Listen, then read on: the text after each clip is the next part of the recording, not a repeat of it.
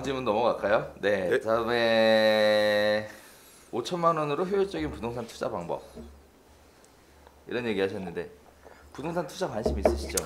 물론 있습니다. 있는데 네. 뭐 저 같은 경우는 뭐 이미 거주하고 있는 집을 이제 매매를 해서 솔직히 말씀드리면 저도 수익을 좀 본 편이에요. 근데 그거에 대한 뭐 미실현 수익이긴 하죠. 근데 그런 식으로 한번 그 관심을 많이 갖고는 있습니다. 수익 못 봤어. 딴 데 더 올랐어. 딴 데. 딴 데 더 올랐어. 1년에 2억 오르면 많이 오른 거 아니에요? 오, 그래요? 야. 딴 데 더 올랐다. 형님. 형님. 자, 5천만 원 가지고 효율적인 부동산 투자 방법, 다시 얘기하면 소액 투자로 어떻게 하는 게 좋겠냐라는 질문인 것 같은데요. 개인적으로는 이렇게 정리 간단하게 드리고 싶어요. 서울하고 수도권 갈 데가 없어서 시야를 좀 넓게 멀리 좀 보셔야 될 것 같아요. 어디로? 지방으로 가야지. 지방으로 가야지. 자, 이제 그거에 연관된 질문이 이런 게 있었어요. 경기하고 인천 재개발은 어떨까요? 이런 얘기들을 하셨었는데 아무래도 경기나 인천 쪽으로 가면 소액으로 접근할 수 있는 영역들이 아직 많이 남아 있어서 그런 생각들을 하시는 것 같아요. 어떻게 보세요? 경기하고 인천, 강소연님. 지금 사실 그 인천 재개발 관리 처분 이제 막바지 가는 데들 최근에 있고요. 그래서 이제 그런 데들도 있고, 그다음에 경기는 뭐 얼마 전에 광명뉴타운 첫 분양 있었잖아요.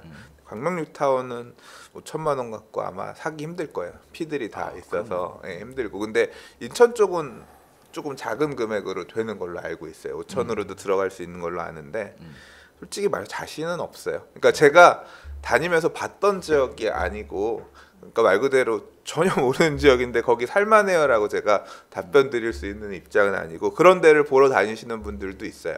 지금 실제로 보면. 그리고 한편으로는 혹시 줍줍이라는 표현 뭔지 아세요? 줍줍? 줍는다고? 줍줍? 예. 그러니까 최근에 이제 그 미분양, 그러니까 부적격 청약해서 부적격 당첨 나는 것들 이런 거 있잖아요. 그거 이제 모델하우스 줄 서서 하다가 요새는 인터넷 청약하거나 하는데, 그러니까 분양 물량들 중에서 이렇게 좀 물건들이 떨어지는 것 중에 높은 경쟁률을 다시 뚫고 청약 통장을 쓰지 않고서 보통 이제 그런 식으로 처분하잖아요. 이제 그거를 이제 받으러 다니시는 분들도 계시는 것 같아요. 네. 근데 그거는 뭐 받아야 받는 건데 쉽지가 않고, 사실은 또 이제 중도금 대출 문제가 있어요. 기존에 대출이 있으면 그 대출 제한이 있어서 못 끌고 가실 수 있으니까. 그래서 뭐 그런 거를 보러 다니시는 분들도 있어요. 그리고 재개발 재건축은 말씀드린 것처럼 예전하고 달리 피가 너무 많이 붙어버려가지고 초기 투자 금액이 상대적으로 작지 않거든요. 지금 이제 들어가려고 하면. 근데 제가 어저께 부동산 뉴스를 읽으면서 이제 막바지에 드린 말씀이 있는데, 이 정비 사업이 지금 사실은 이제 제가 한 파리 부동산 대책 나오고 나서 한 5, 6개월 지났잖아요. 지금 와서 보니까 되게 크게 와닿는 부분이 뭐냐면 5년간 재당첨 금지 이 조항이 진짜 크게 와닿아요. 기존에 그와 관련된 걸 갖고 있는 사람 또는 그걸 통해서 일반 분양을 받았던 뭐 그 앞으로 또는 할 예정에 있는 물건 들고 있는 사람 같은 경우는 더 살 수 있는 가능성이 없어요. 이것 때문에 괜히 기존에 있는 거 날아갈까봐 못 움직이고 꼼짝 막히게 생겼거든요. 그리고 재개발 재건축도 결국 이주비라든가 이런 게 다 대출 취급을 해서 이제 나중에 다 이제 문제가 되는데, 그래서 생각을 하다 보니까 내린 결론은 그거예요. 아, 투자가 다시 흐름이 그냥 아파트로 올 수 있겠다. 그러니까 매매가랑 전세가랑 차이가 많지 않은 그런 말 그대로 아파트들 쪽으로 사람들이 관심이 돌아올 수 있겠다라는 생각이 들더라고요. 그 5천만 원 갖고 투자할 아파트가 어디 있어요? 그거는 발굴을 해야죠. 발굴을 해야죠.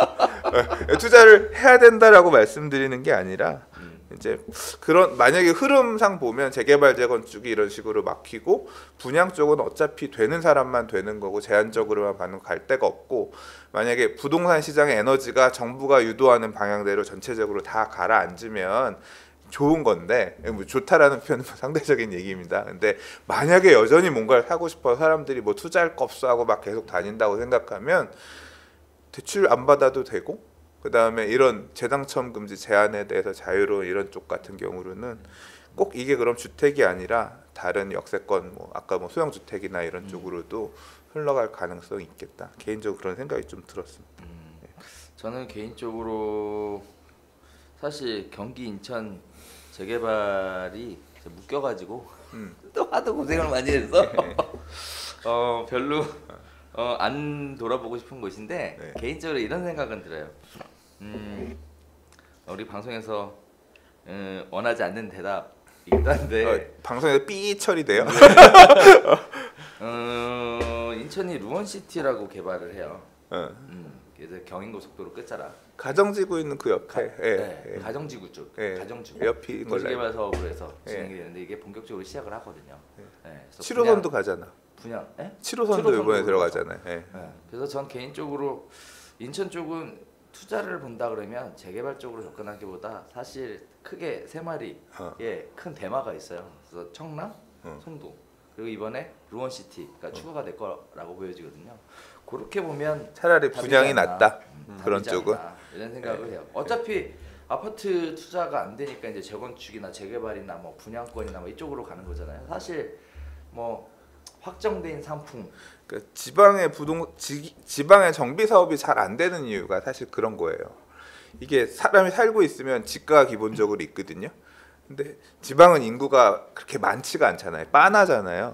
그러면 그걸 헐고 새로 아파트를 짓는 것보다 옆에 빈 땅에다가 사실 짓는 게 훨씬 싸거든요. 그렇죠. 그래서 맞아요. 이 서울은 땅이 없으니까 이게 서울은 계속 사람은 있는데 없으니까 이걸 재개발 재건축을 해서 져야 되는데 이제 지방 같은 경우는 그 유인이 되게 많거든요. 그리고 또 이게 이제 어떤 정치하는 분들의 사유가 이어지면 여기 뭐 지정하고 뭐 하면서 할 수 있잖아요.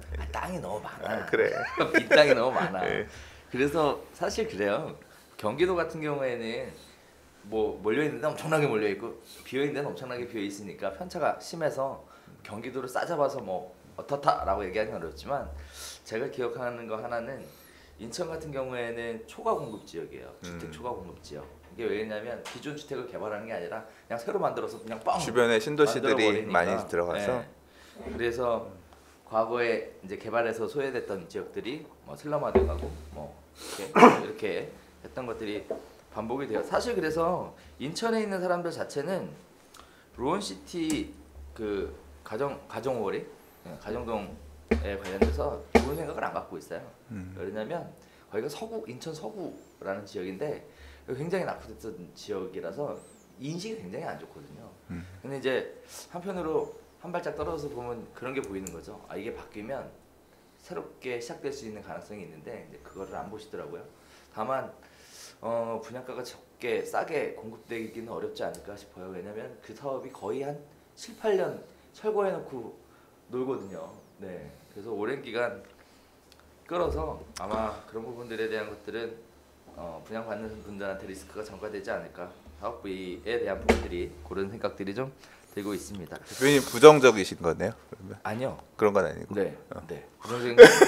왜냐면 가정 그게 청라라는 지역이 바로 그 옆에 있어요. 옆에 거기에- 있는 애들이 가격을 그렇죠. 받쳐주니까. 받쳐주기 때문에 일단 기본적으로 그거보다 확실하게 저기하게 빠지거나 하지는 않을 것 같아요. 다만 우려되는 거죠. 초과 공급에 대한 부분인데 좋은 데 살고 싶잖아요. 다들 그렇죠? 네, 옮겨 가겠죠. 잘 만들어지면. 네. 자, 그렇게 보면 될 것 같아요. 그렇게 보면 될 것 같고 일단은 또 이런 얘기도 있었어요. 2018년 부동산 흐름에 대해서 폭락이냐 또는 점증적 하락이냐. 이분은 질문이 떨어진다고 가정하고 질문하신 것 같아요. 폭락이냐 점증적 하락이냐 뭐 이런 얘기들 하시는데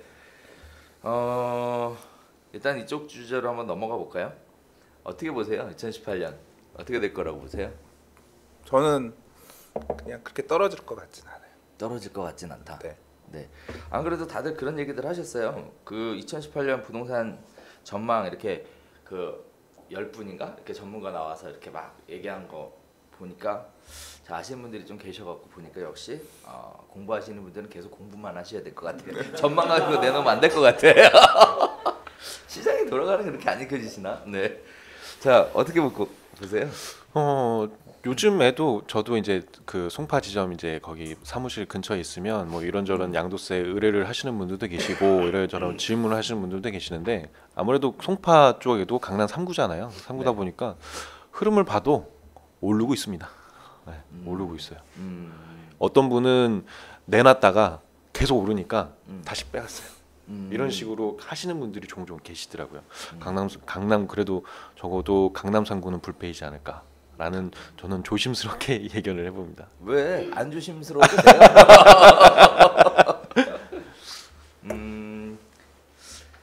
저도 개인적으로 이거 오늘 하려고 좀 이 업계에 10년 이상 몸담고 있는 분들한테 두 분한테 여쭤봤어요. 어떻게 보세요? 그랬더니 빠질 거라는 얘기는 한 분도 안 하시더라고요. 네, 한 분도 안 하시고, 물론 서울 쪽 기준이에요. 네, 얘기는 안 하시고 다들 하시는 말씀이 가격은 올라가고 거래는 안 되는 이런 상황이 지속되지 않을까에 대한 우려들을 좀 하시더라고요. 저도 개인적으로 그렇게 보고 있어요. 사실 그러다 보니까 사실 대책의 발표가 되고 나서 긴가민가 했어요. 이렇게까지 했는데 설마 매수하려고 다닐까? 라고 했는데 사실 지난 별별수다 방송하면서 강 소장님이 거기 반포 얼마라고요? 26억, 25억. 또 올랐어요? 25억 거래된 게 찍혔나 모르겠다. 그리고 뭐 26억 얘기도 있더라고요. 잘 모르겠어요. 그래요. 그래서 그 얘기가 나오면서 아리파. 이거 뭐야 했는데 아니나 다를까 이제 우리 그 깔려 있는 네트워크를 통해서 들려오는 소문이 바쁘대 손님들 상담해 주느라고. 저 같은 경우에는 실시간으로 파악이 되거든요. 그래서 바쁘다 그러더라고요. 그래서 이거 아니다라고 생각했는데 역시나 치고 올라가더라고요. 계속 이런 상태가 앞으로 계속되지 않을까라고 보는데 예전에는 가격이 비싸서 거래를 못하는 그래서 사람들한테 매물 있어요? 그러면 매물 없어요 라고 하지만 실제 내면을 들여다보면 가격이 비싸서 거래를 못하는 이런 식의 것들이 많았는데 요새는 아예 없어요. 아예 없다 그러더라고. 아예. 그래서 나오면 그냥 라고 얘기를 하더라고요. 그래서 시장의 물건 자체가 이렇게 계속 없고 수요자들의 에너지가 남아있는 상황이라면 2018년 상반기에는 현재 기조가 유지되지 않을까라고 생각을 해요. 근데 다만 우리가 빼놓지 말고 기억해야 될 건 뭐냐면 현재 시점에서 그렇다는 거죠. 대외적인 변수라는 게 생길 수도 있어요. 혹시 또 모르잖아요. 평창 하는데 그 로켓보이가 또 로켓 가지고 하실 수도 있는 거고. 그래서 이런 대외 변수가 없다면 상반기에는 이 기조가 그대로 유지되지 않을까라고 생각을 합니다. 근데 말 나온 김에 닷은 누구 거예요? 예? 닷은 아니 얘기하다 보니까 난 몰라요. 전 몰라요. 제일 최근에 나오는 얘기가 그거더라고요. 평창 동계올림픽 관련된 거하고 북한이랑 같이 맞물려 갖고 이제 계속 많이 나오고 있고, 그다음에 최저임금 올라가서 편의점 24시간 운영 안 한다고. 네. 최저임금 문제는 되게 심각해요. 그러니까. 네, 장사하시는 분들 이게 물가가 올라갈 수밖에 없겠더라고요. 지금 다 이제 가게 뭐 직원 하나당 30만 원씩 올라가서 기본적으로 메뉴 가격들을 다 올리려고 1월 달엔 바로 못 올리고 2월 달부터 올리려고 준비들 하고 계시더라고요. 물가들은 다 올라갈 것 같아요. 그런 얘기가 있고, 그다음에 아까 얘기했던 제가 그냥 던졌던 사회적인 이슈가 또 하나 있죠. 이런 얘기들이 주로 이슈를 이루는 것 같은데 한편 이런 생각도 들어요. 최저임금 문제가 경제에 굉장히 악영향을 미칠 거다라고 생각하는 부분도 있고 뭐 여러 가지 얘기들이 있는데 2017년에도 그랬어요. 2017년에도 다들 뭐라 그랬냐면 초과 공급 제일 많이 얘기 나왔던 게 초과 공급, 그다음에 규제, 금리 인상, 경기 불황 때문에 2017년에는 부동산 가격이 올라가지 않을 것이다. 근데 2018년 대책 나오면서 이제 반성문 쓰신 것들 보면은 초과 공급은 아직 멀었다. 규제는 역시 시장을 이길 수 없다. 금리는 부동산 시장에 큰 영향을 미치지 않는다. 이런 식으로 나오시더라고요. 아무래도 그런 분들의 생각과 저희들 생각이 크게 다르지 않을까 라는 생각은 듭니다. 자, 그러면 이제 조금 더 구체적으로 들어가 볼까요? 강남권 관심 있는 분들이 아직 많은 것 같아요. 그래서 급등을 해서 실행에 옮기지 못했다 이런 분들이 있으시고, 질문을 그대로 읽어보세요. 강남권의 내 집 마련 시기를 노리다가 급등하여 실행에 옮기지 못하였습니다. 실거주용으로는 지금이 적기라는데 변수가 많은 2018년은 언제가 좋을까요? 강남 부동산 상승세가 언제까지, 상승폭은 얼마나 될까요? 예상치를. 그렇죠. 제 답변을 뭐라고 준비했는지 아세요? 어떻게 하셨어요? 저는 강남이 앞으로 얼마나 더 치고 올라갈 것인가에 대한 인사이트가 부족한 사람이므로 조영준 대표님께 답변 패스. 또는 나중에 다른 강남 부동산 사장님들 또는 전문가분들께 물어보고 답변드리겠습니다. 모르겠어요. 이게 항상 보면 그렇거든요. 네. 부동산 시장이 일단 강남이 제일 기준이에요. 우리나라 1등이기 때문에 얘가 막 치고 올라가면 얘가 얼마까지도 올라갈 건지에 대해서 사실 자신이 없어요. 자신이 없는데 가면 그 다음에 이제 얘가 올랐으니까 우리도 오른다 이렇게 지금 옆에 지역들이 이게 강동, 강서, 마포, 성동 뭐 이렇게 가는 거예요. 그다음에 서대문, 동대문 이런 식으로 해서 이걸 갖다가 저는 갯매우기라는 표현을 썼었는데 어떤 분들이 이걸 순환매라고 하더라고요. 이제 용어들이 만들어지는 거예요. 그래서 시차를 두고서 가격이 이제 계단식으로 강남이 더 올랐으니까 서초, 송파 뭐 이렇게 이런 그런 모양새인데 사실 이제 올라갈 거다라고 말씀을 하셨지만 저는 이제 뭐 지금 질문들이 몇 개 짬뽕이 된 답변인데 이제 다른 전문가들이 오른다 그랬으니까 나는 또 떨어진다? 한계가 있을 거라고 얘기를 하고 싶은 마음도 사실은 조금 있고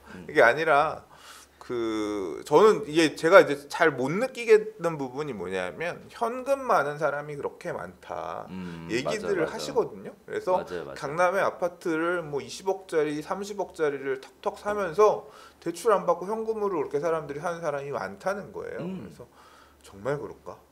난 잘 모르겠거든요. 그래서 우리 거래하려면 취득자금 증명해야 되잖아요. 예. 근데 그게 현금이 다 나오는 거예요? 오, 나오더라고. 계속 대한민국에 나올까? 더 올라가면서도? 일단은 뭐 여러 가지 시장 변수들이 영향을 미치겠죠. 사실 부동산 시장이 중대하게 영향을 미치는 게 5가지 큰 변수들이 있어요. 네, 시간 관계상 다 설명드릴 수는 없지만 어쨌든 전 개인적으로 그런 생각을 해요. 물가라는 게 올라가잖아요. 물가.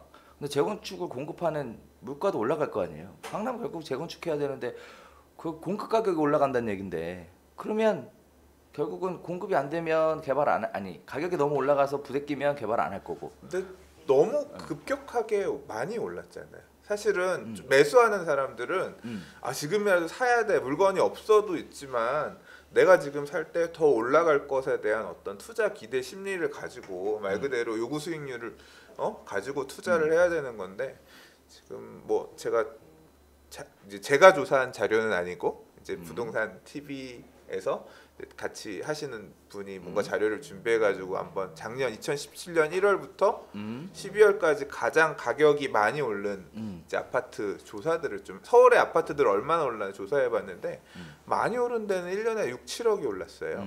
그러면 그리고 강남권역들은 보통 한 4, 5억 정도들 다 올랐어요. 그러니까 강남의 메인 블럭들 그리고 거의 사이드로 빠진 지역들도 뭐 동작, 강동 이런 데도 1억 5천, 2억씩 올랐거든요. 마포 이런 데도. 그러니까 그렇게 많이 올랐는데 지금 7억, 6, 7억이 올랐다는 얘기는 그 오른 금액을 그러니까 지금 더 오른다는 얘기잖아요. 근데 이미 매매가랑 전세가랑 갭도 되게 많이 벌어지고요. 그래서 사실은 저는 그리고 또 대출을 껴서 또 매수하시는 분들도 아무래도 이제 올해부터는 대출 부분에 대한 어떤 부담도 되게 커지고 대출을 액면으로 많이 안 나오기도 하는 부분도 있고 물론 현금 많은 몇 명은 그렇게 가서 살 수도 있지만 남은 다수가 그렇게 따라가기에는 부동산 시장에 들어가는 자금을 정부가 이렇게 틀어 막으려고 과잉 유동성을 막기 위해서 한다고 하는데 그래서 저는 조금 전세가가 쫓아 올라가는 시점까지는 조금 한텀 쉬어가지 않을까. 그러니까 전 모든 지역에 대해서 얘기를 하는 게 아니라 지금 이만큼 치고 올라온 대들 같은 경우는 조금 한텀 쉬어갈 만한 타이밍이 되지 않았나 저는 그렇게 생각을 했어요. 그래서 강남 같은 경우는 오르더라도 그러니까 다른 분들은 보면 여전히 올해는 강남이 제일 많이 오를 것이다 이런 식으로 답변하는 전문가분들이 많으셨는데 물론 그럴 수도 있겠죠. 뭐 지금 다주택자들이 팔고 강남에 여전히 더 살려고 하면서 물건이 없으니까 올라갈 수도 있긴 하겠지만 저는 조금 안 그럴 수도 있을지 않을까 요즘 그런 쪽에 무게감이 있고요. 그래서 제가 올해 보는 시장은 강남은 좀 정체하는 사이에 그러면 아직 덜 오른 데가 뭐가 있냐 봐서 사실 강남 살려고 하더라도 재건축 가는 데들은 살 수가 없어요. 조합원 지위 변경 금지되어 있어서 못 사고요. 그럼 기존에 있는 기존 아파트를 비싸게 사야 되는 거 아니면 시작하지 않은 압구정 같은데, 그러니까 조합 설립되지 않은 데를 사야 되는데 부담스러운 게 내가 지금 30억 주고 사는데 초과이익 그것도 내가 이제 또 나중에 털면 그 폭탄 돌리기 하듯이 해야 되는데 이제 그런 부분들이 되게 마음에 걸리고 또 하나는 강남의 메인 블럭이라고 할 수 있는 재건축들이 작년에 다 끝났어요. 볼리 사주고 안신 사지고 뭐 이런 데들이 재건축 초과이익 환수제 피하기 위한 작업들을 하면서 그런 데들 시공사 선정하고 하는 게 어떻게 보면 재건축에 대한 큰 이슈였거든요. 2017년. 근데 내년부터는 아마 재건축이 그렇게 크게 화두에 올해부터는 이제 그런 이슈들이 없어요. 왜냐하면 이제 건립 규제들은 다 있기 때문에 찬찬히 가는 거예요. 실제로 우리가 그 작년에 받았던 데들도 사업 시행 계획 변경하고 하면서 좀 다지면서 시간을 들이면서 갈 거라 생각에는 조금 한 템포 쉬어가는 텀이 관심에서도 조금 멀어지면서 저는 좀 달라요. 왜 그러냐면 사람들이 재건축을 관심 갖는 이유는 새 아파트에 관심이 있는 거거든요. 근데 새 아파트가 너무 올라서 살 수가 없으니까 재건축으로 가는 거고 재건축이 입주를 하니까 그게 제일 새 아파트가 돼버리는 거잖아요. 그러니까 이제 최고점을 찍고 올라가는 살 수가 거잖아요. 없다고.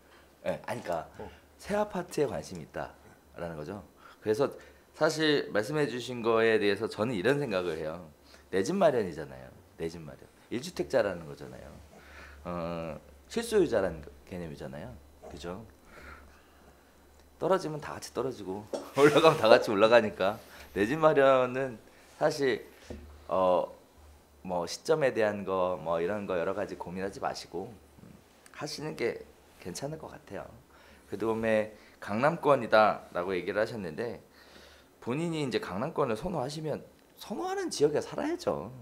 그게 뭐 올라가기 때문에 사고 뭐 떨어질 거니까 안 사고 뭐 이런 개념으로 접근하는 거는 실수요자의 개념에서 접근하는 건 아닌 것 같아요. 말 그대로 부동산 장기 투자잖아요. 오른 다음에 팔면 되지 뭐. 오른 다음에 팔면 그렇게 편하게 생각하시는 게 어떨까라고 싶어요. 그 다음에 또 하나는 강 선생님 얘기하셨던 것 중에 이런 말씀 또 하나 드리고 싶은 건 뭐냐면 이렇게 보통 심리적인 한계선이라는 게 있었거든요. 그래서 우리나라 소득 분위가 5개로 나눠져 있는데 중위권, 그러니까 3분위에 속하는 사람들이 몇 년에 돈을 모으면 집을 살 수 있는가 이걸 가지고 심리적 한계라는 걸 가지고 만들었었는데 제가 개인적으로 통계를 확인은 안 해봤지만 지금까지 나온 얘기들에 의하면 매스컴에서 그 부분을 언급하지 않은 걸로 봐서는 사람들 소득 수준이 높아서 아직 거기까지 치다르지는 않은 것 같아요. 그래서 그런 측면에서도 아직 상승할 여력이 여전히 소득 측면에서도 있다. 네, 남아 있다라고 보는 거죠. 부동산 경기가 자영업자 입장에서는 안 좋았다고 하지만 실제적으로 사드 문제 때문에 중국 수출에 문제 생긴 거 이외에는 특별하게 안 좋은 케이스가 없었거든요. 2017년도에. 그래서 저는 개인적으로 그런 부분들이 적용이 돼서 갈 거라고 보여지는데 어쨌든 이렇게 다른 얘기가 나왔으니까 내기해야지 우리. 사실 이 대화의 끝은 내기일 거라고 생각하고 있었어요. 의견이 다르기 때문에. 뭐 걸어야죠. 뭐 하나 걸어야죠. 우리 먹을까? 맥주 파티 한번 해요. 네? 아니 뭐 술 사는 거야. 그 술 사요. 그러니까 여기 오신 분 싹 다. 싹 다 맥주 파티. 콜. 아 손해 보실 게 없잖아요. 오늘은 콜 안 할 이유가 없지, 그죠? 네. 그러면 이게 근데 사실은 이제 언제 기준으로? 그러게 언제로 할까요? 딱 그럼 7월 달, 8월 달? 7월? 6월 말? 6월 말. 6월 말 기준으로. 6월 말 기준으로 해서 7월 초에 음. 결과 나오는 거 음. 보고 음. 이 결과라고 하는 거는 음. 이제 심리적으로 보면 다 드러날 거 아니에요. 그렇죠. 아, 네. 질것 같아. 날짜만 잡으면 되겠다. 자, 저기 장소 예약하세요. 카드 미리 받으시고. 강남은 보합. 보합? 보합하면서 조금 부담스러워하면서 이렇게 좀 될 것이다. 뭐가 어떻게 되냐고, 그러니까 올라가냐고 떨어지냐고. 그러니까 그렇게 크게 올라가지 않을 것이다. 아, 크게 올라가지 그리고 않을 다른 아직 덜 올랐던 지역들이 전체적으로 갭매우기 하면서 상승할 것이다. 맞아. 저는 근데 그쪽입니다. 강사님은 네. 이렇게 얘기했지. 이게 이렇게 될 것이다. 그렇지. 네, 이렇게 얘기하셨죠. 이렇게가 계속 가는 게 아니라 이 상태에서 이렇게. 그게 좋다 이거. 좋다. 예. 뭐가 됐든 예. 어쨌든 뭐 빠진다는 얘기는 아니네. 제 생각에는 빠지지는 않을 것 같아요. 제 생각에는 술 살 사람 없을 것 같아요. 분위기를 봐서는. 자, 다음에 뭐가 있었을까요? 뭐가 남았을까요? 신규 분양 전망. 신규 분양. 예. 음. 그리고 10억 미만 30평대 아파트 구하기. 두 질문이 있어요. 아, 그래요. 네, 그러네요. 자, 이렇게 여쭤볼게요. 네. 선생님. 30평 아파트 네. 10억 정도 있다. 네. 어디 가실래요? 저는 강동으로 갈 것 같습니다. 강동. 네. 아, 강동 10억 안 넘었나? 안 넘었어요. 아직 안 넘었어요? 저 9억 대. 같으면은 아직 뭐 부동산을 잘 모르지만 음. 거기로 가거나 아니면 강남 언저리에 있는 가까운 지역, 음. 아까 말씀드린 동작이나 뭐 음. 성동이나 그쪽으로 가서 좀 새 아파트를 가면 좋지 않을까라는 생각을 좀 더 해보긴 했어요 혼자서. 아, 예, 그래요? 예. 그럼 2018년도에 분위기상 강남 4구 또 나오겠네.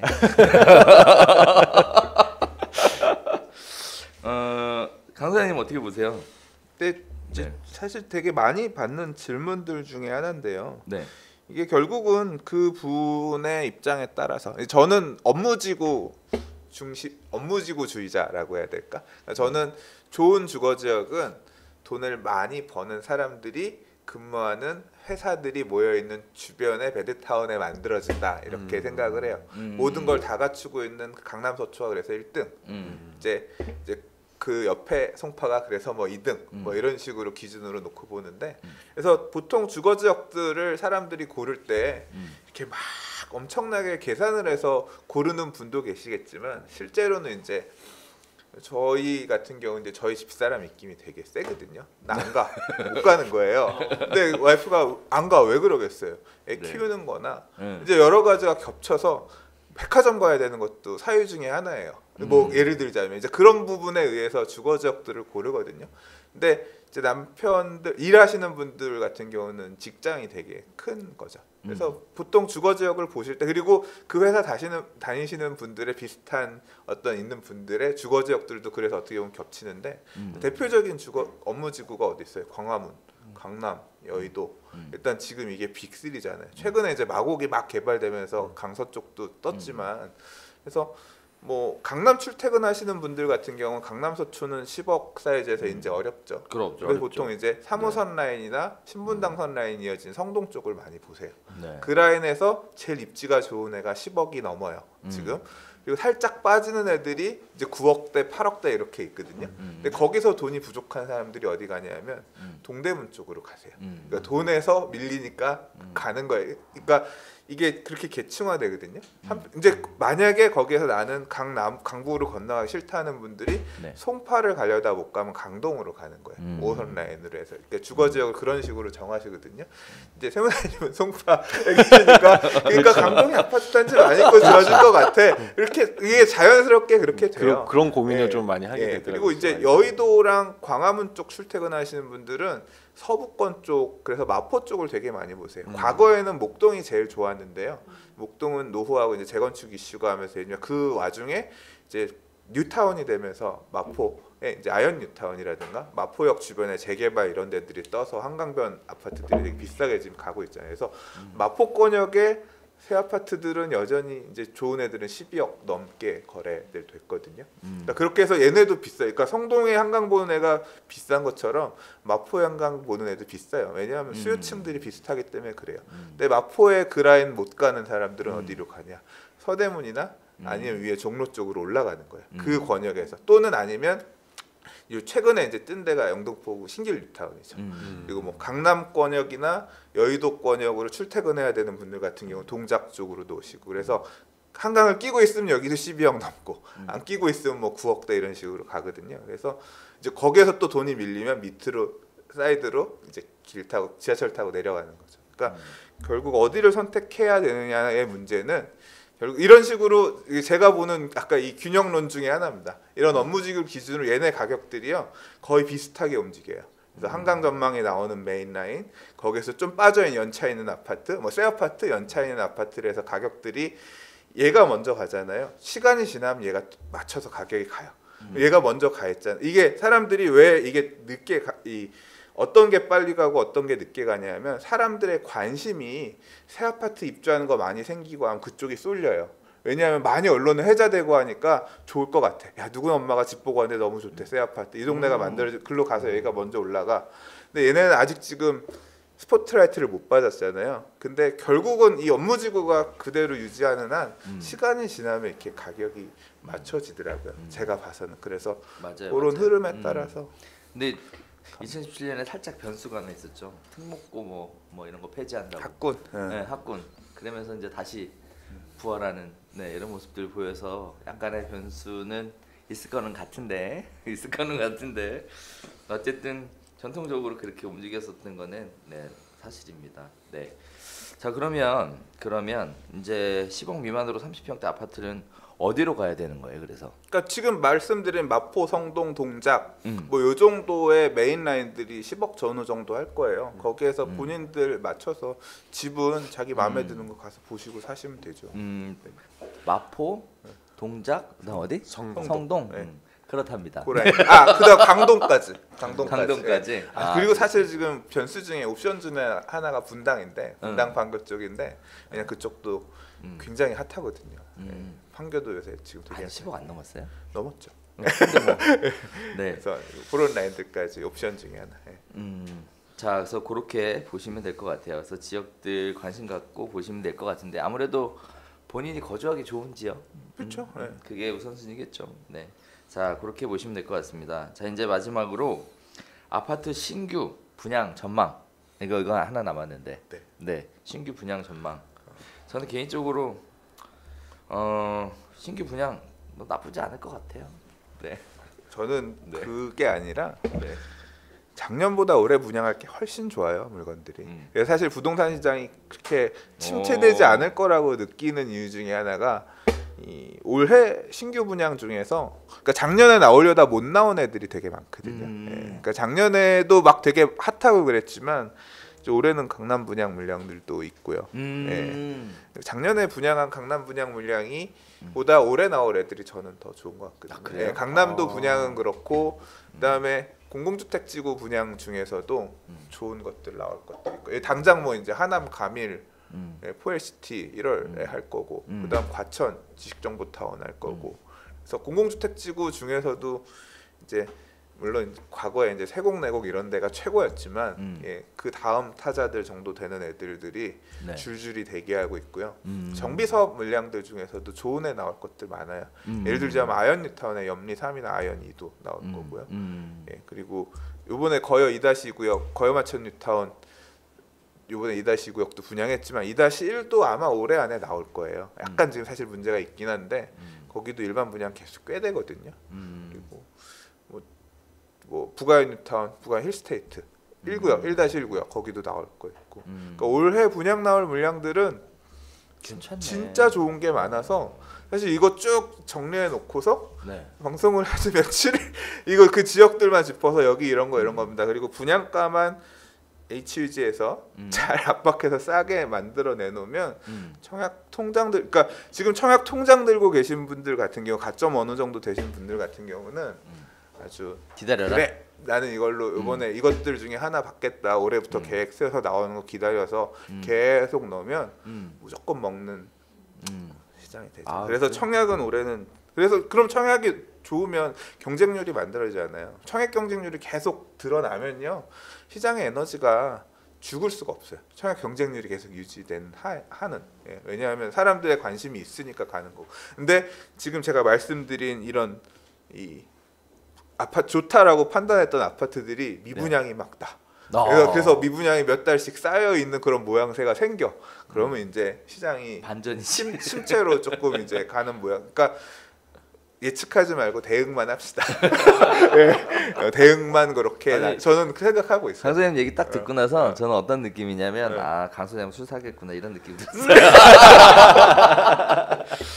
자, 이렇게 하면 일단 준비된 내용들은 다 마무리된 것 같습니다. 자, 오늘 이렇게 하면 네 마무리될 것 같은데 마지막으로 한 말씀씩 정리 하나 해주시면 좋을 것 같습니다. 첫 방송이니까. 제가 나중에 할게요.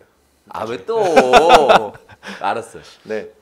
오늘 뭐 이런저런 얘기들 많이들 이제 나누었는데 뭐 제가 말씀드릴 수 있는 얘기는 뭐 저는 제 기준 제 위치상 딱 세법적인 얘기 부분이었던 것 같아요. 그래서 정확하게 전달이 됐었으면 좋았을 것 같고요. 뭐 추가적인 문의사항 있으시면 뭐 편하시게 물어보셔도 좋을 것 같고 오늘 뜻깊은 시간이었던 것 같습니다. 감사합니다. 그럼 제가 먼저 할까요? 네. 일단 저는 그런 생각은 해요. 우리가 미래라는 것에 사람들이 가장 불안해하죠. 알 수 없기 때문에 가장 불안해하는데 미래에 대해서 걱정하고 불안하는수록 대비하고 준비를 더 많이 하면 괜찮을 것 같아요. 사실 많은 분들이 어떻게 하면 좋은 지역을 선택해서 어떻게 하면 투자를 잘할까, 또 내지는 어떻게 하면 내가 현재 가지고 있는 부동산을 잘 운영해 볼까, 뭐 이런 식의 생각들을 하심에 있어서 저는 꼭 빠지지 않아야 될 게 그거에 관련된 지식을 체계적으로 잡아놓는 거라고 생각을 합니다. 부동산에 대해서 관심이 있어서 여기 오셨고 또 앞으로도 죽을 때까지 관심 가지실 거잖아요. 부동산은 뗄래야 뗄 수 없으니까. 따라서 시간 되실 때 어떤 다양한 체계를 잡을 수 있는 교육들 이런 것들을 좀 받아두시면 괜찮지 않을까 싶어요. 제일 우리나라에 가장 안타까운 게 어떻게 보면 가장 비싸고 가장 중요한 영역 중에 하나인 부동산이라는 거를 우리가 학교 다닐 때 너무 안 가르쳐 준 것 같아요. 전혀 없이 갑자기 사회에 뽕 나와가지고 우와 너무 황당하고 당황스럽죠. 이런 부분들 성인들이 되셨고 하시니까 자기 재산을 잘 어떻게 지킬 수 있는지 이런 것들도 한번 관심을 가지시면 좋을 것 같습니다. 그래서 2018년 한 해는 열공하시는 한 해 되셨으면 좋겠습니다. 네. 저는 뭐 오늘 지금 방송에서 질문해 주셨던 거에 대한 답변을 지금 이제 계신 분들한테는 아까 말씀드렸지만 사실 이제 방송 보시는 분들도 계실 거니까 블로그에 제가 요거에 대한 답변은 했으니까 블로그를 봐주시면 되겠다 그 말씀을 좀 드리고 싶고요. 링크 네. 걸어 놓을게요. 그리고 사실 제가 드리고 싶은 말씀이 이거였습니다. 2018년에도 좋아요와 구독하기는 사랑입니다. 감사합니다. 야. 자, 그러면 오늘 2018년 첫 부동산 별별수다 공개 방송으로 처음 또 진행을 한번 해봤습니다. 여러분 보시기에는 좀 어떠셨는지 모르겠어요. 약간 좀 부산하기도 하고 좀 이렇게 뭐랄까 정리가 안 되는 느낌도 들고 좀 그러실 수도 있겠는데 저희가 그래도 시간 내서 네, 준비한 거니까 관심 있게 봐주셨으면 좋겠고요. 그리고 또 그 뭐죠? 하다 보면 부동산 시장에 대해서 본인이 기대했던 얘기와 다른 결과물로 나왔다고 해서 그걸 너무 낙심하거나 실망하지 마시고 우리가 틀릴 수도 있다는 거 염두에 두시고 너그럽게 좀 봐주셨으면 좋겠습니다. 자, 오늘은 여기서 인사드리도록 하겠습니다. 함께해 주시면 너무 감사드리고요. 저희는 다음 주에 다시 인사드리도록 하겠습니다. 감사합니다. 감사합니다.